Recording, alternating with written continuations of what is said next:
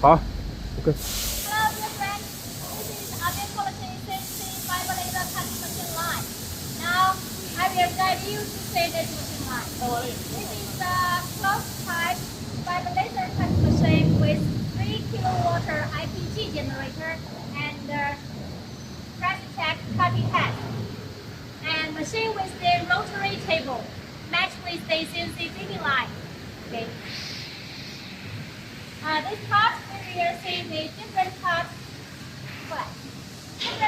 of the feeding line. Here is the leveling part.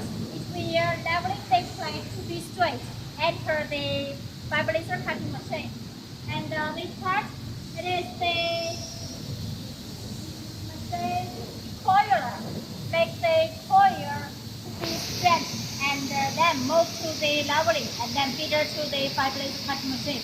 This is the full line. Welcome to send your inquiry. Okay, and now we will show you to move the machine. See how it works. Now the coiler has been moved.